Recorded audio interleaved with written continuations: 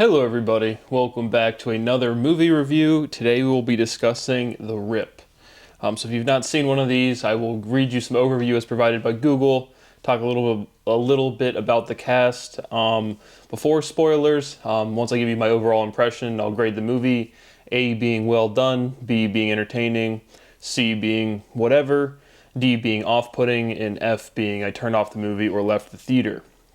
And so, after I give my grade, if you've not seen the movie and would like to, based or not based on my comments, again, very brief, then you're going to want to turn off the video because then there will be spoiler alerts.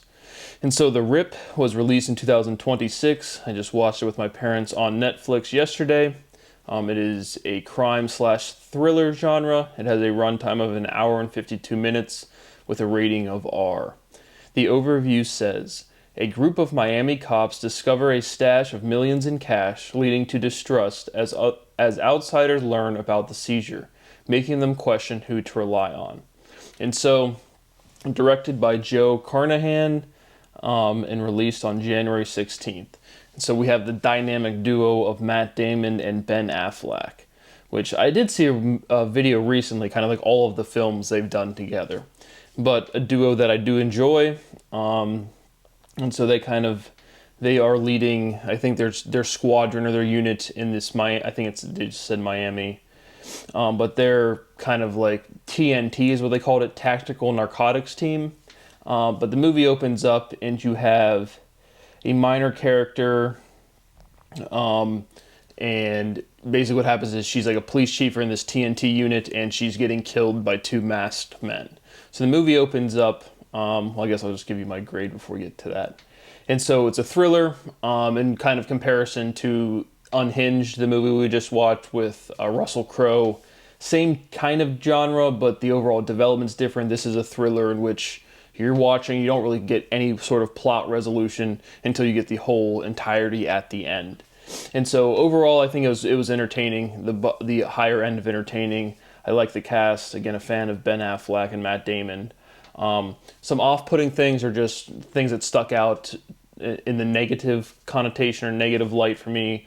Was at the beginning there was a lot of swearing, which I'm not opposed to vulgarity whatsoever, but it just felt like you're trying to say fuck every two words without really, again, without any sort of or writing to like bolster the cinematography or making an emphasis on the characterization. It just seemed a lot of unneeded swearing, and I'm not opposed to vulgarity. It just didn't do anything for the characterizations. And so that was a little off-putting, and then the actual, again, presentation of audio. Just like literally the editing of the movie, some of the lines were hard to hear as they were delivered.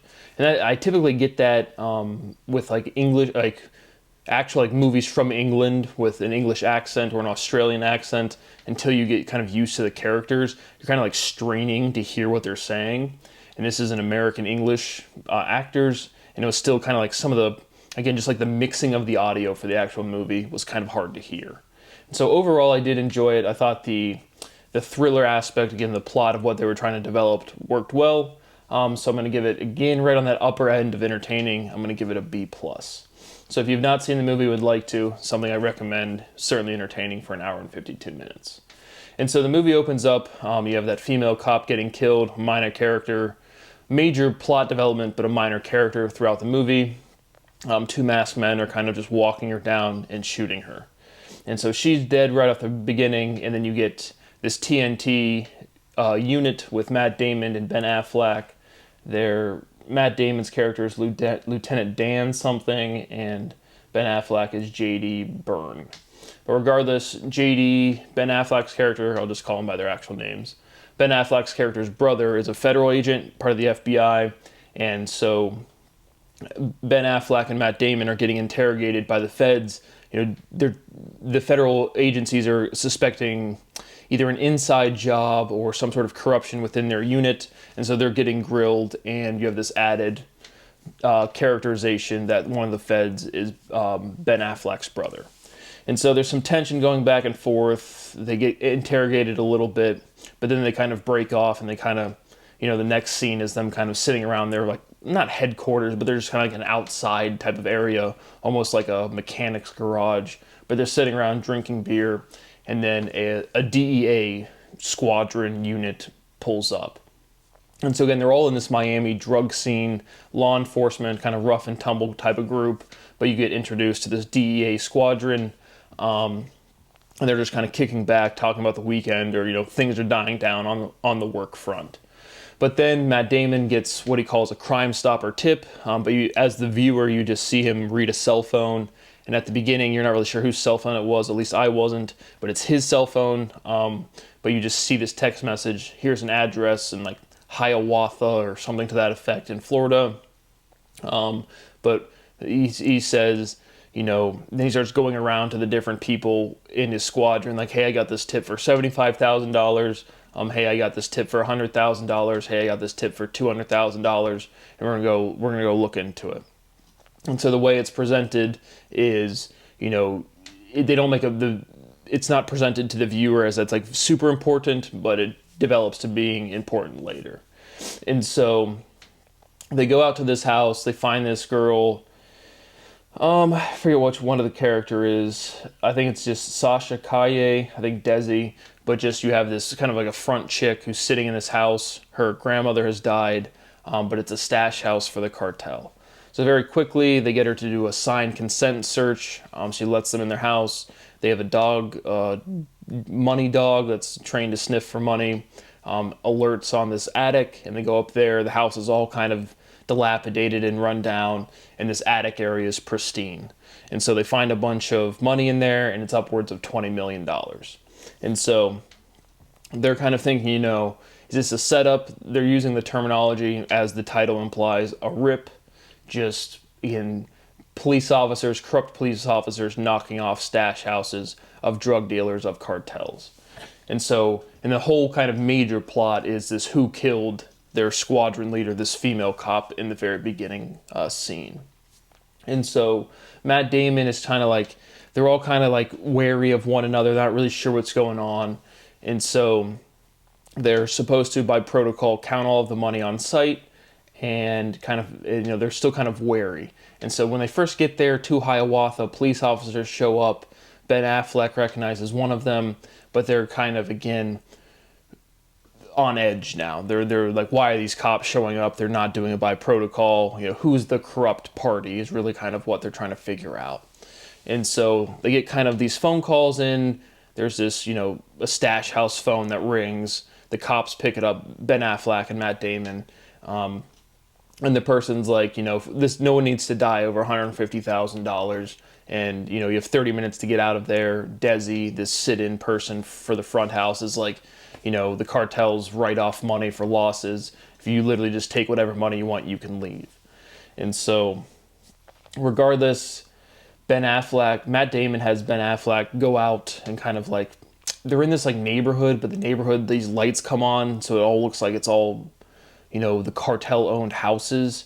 And so Ben Affleck goes away, and you don't see him for about, 10, 15 minutes. And so you have another major character, Steven Yeun, Detective Mike, a little Asian character. But he's, during this time when they're searching these different houses and kind of trying to figure out what's going on, you can see him texting some anonymous person. And so some times go by, and then Matt Damon, there's two other major characters, Lena Isco and Catalina Sandino, but they're counting the money. I think there's one other cop as well, maybe Tiana Taylor, but she doesn't have a picture on the cast list. But it's a black chick. And so they're counting the money, and someone comes by and shoots up the whole place. And so there's a big shootout scene. No one really gets hit. One of the chicks does get shot, but it's like a flesh wound. It doesn't kill her. But then Ben Affleck comes back. And so Matt Damon and these two chicks are in the shootout. Same with the Steven Yeun, the Asian cop. But Ben Affleck, as he's walking around and clearing these houses, you see the scene where a shadow points a gun to the back of Ben's head, and you don't see who the character is. And so you've seen something's happened with him, but you're not sure what. So Ben Affleck comes back, and again, they're trying to reassess what to do. The house has just got shot up. When Ben comes back, he has this cartel hitman, or like armed force guy. Like he's armed, like a muscle kind of dude. And so basically in that scene, you get that the cartels are like to the cops. They're like, hey, you guys can take the money. We're not the ones shooting you. We don't know what's going on. We're getting out of here. And so they kind of leave. And then Matt Damon calls this DEA agent that they had to run in at the beginning.